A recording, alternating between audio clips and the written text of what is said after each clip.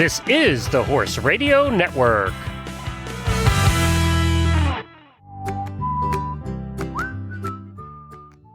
This is episode 506 of the Stable Scoop Show. Please support our title sponsor, Springtime Supplements, as they make this show possible. The rest of the scoop is back with a Gayle Stewart original called A Haunting Dream. Hi everybody, Glenn the Geek back with you. The rest of the scoop is the premier storytelling podcast for the horse world.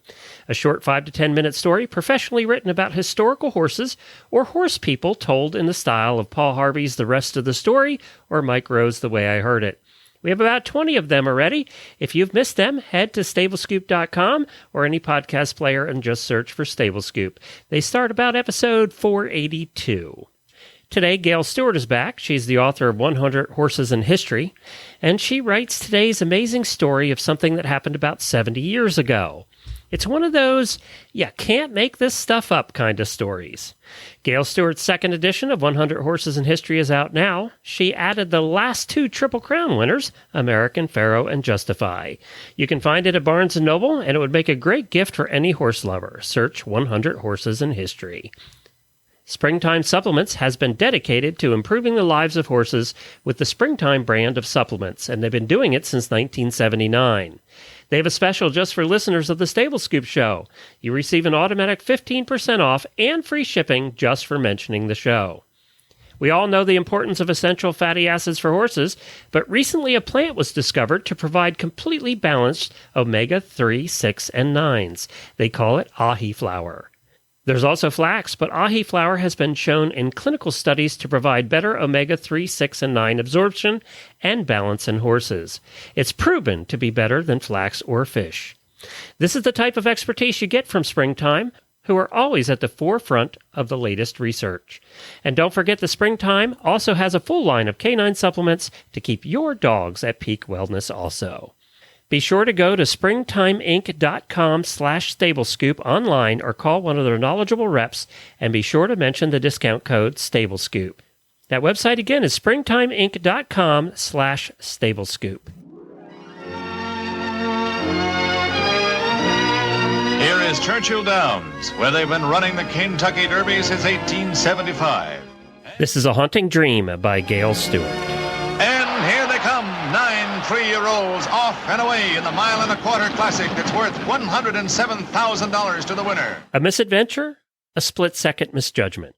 It happened in one of the most prestigious of all thoroughbred races, the first jewel of the Triple Crown, the Kentucky Derby. It happened to a Hall of Fame jockey who won more than $123 million in purses. He was 5 times North America's leading jockey in races won and 10 times North America's leading jockey in money won. He rode in the Kentucky Derby 24 times and won it 4 times. And he won 11 Triple Crown races. He was no novice, yet what happened in the Kentucky Derby 61 years ago is a not-to-be-forgotten faux pas, remembered as a big embarrassment for all involved. One of the entries in the 1957 Derby was an English-bred bay stallion with an engaging personality. He stood just a bit taller than 15 hands, not a large thoroughbred. Texas oilman Ralph Lowe owned the little horse, and he had big plans for him. Several nights before the Derby, the first Saturday in May, Lowe slept fitfully, a night highlighted by a haunting dream.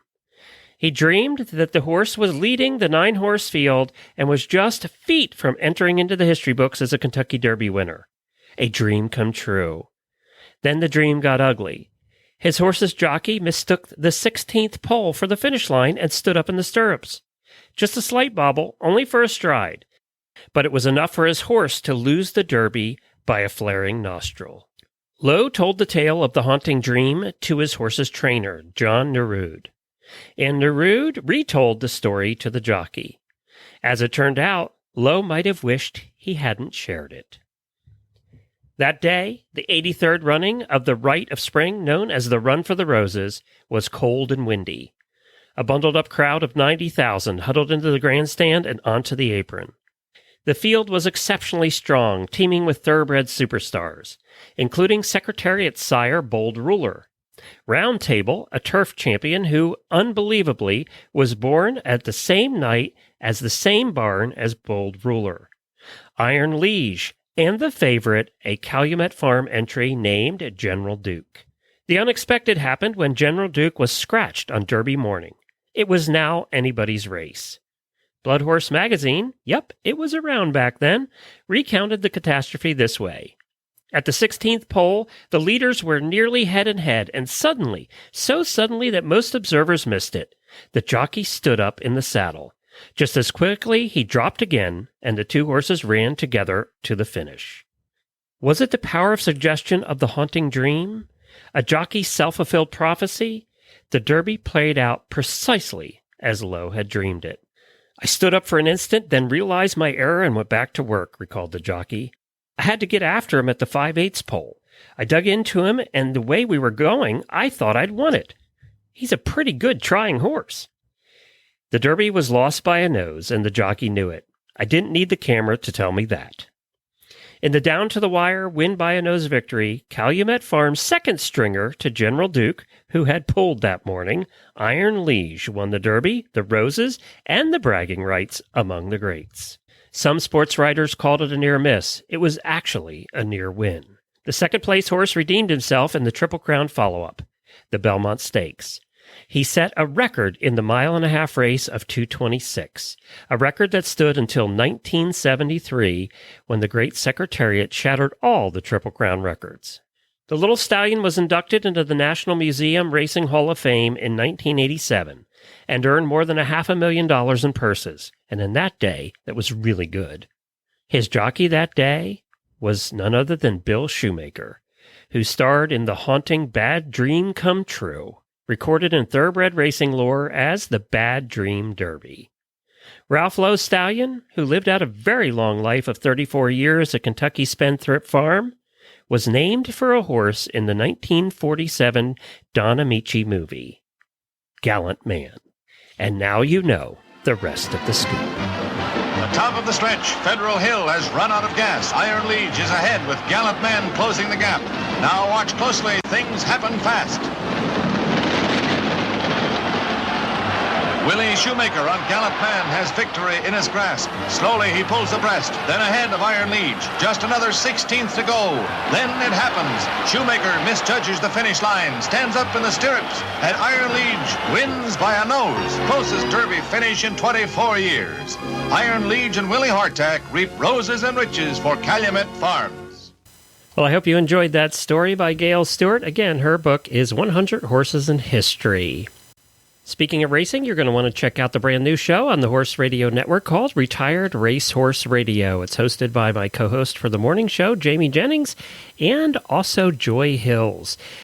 They talk about everything aftercare for the retired racehorse and mostly thoroughbreds, but they're going to be doing some other retired racehorse breeds as well. 2 episodes are out. They're doing very well, being downloaded and talked about all over the place. So if you want to check those out, go to retiredracehorseradio.com. Look on the Horse Radio Network app. All 17 of our shows are there anyway. For iOS or Android, just download it. Or any of your podcast players. You'll find it there. Also, we have announced the next cruise, the second cruise that we're doing, Horse Lovers Cruise, and it is going to be in February of next year. All the details can be found at horseloverscruise.com, and we put out a special episode on this feed that you might have seen show up. Take a listen to it. It gives you all the details and all the information that you're going to need. We'd love to have you join us on the cruise. We had such a good time last time with about 40 listeners. They all had a blast, and many of those are already booked for next time. So we'd love to make that 80 listeners coming along. Why not come along on a cruise where you can talk horses with all of your friends, and your horse husbands can not talk horses with the fellow horse husbands. It works out perfectly. So I think you'll enjoy that. Look at all the details at horseloverscruise.com.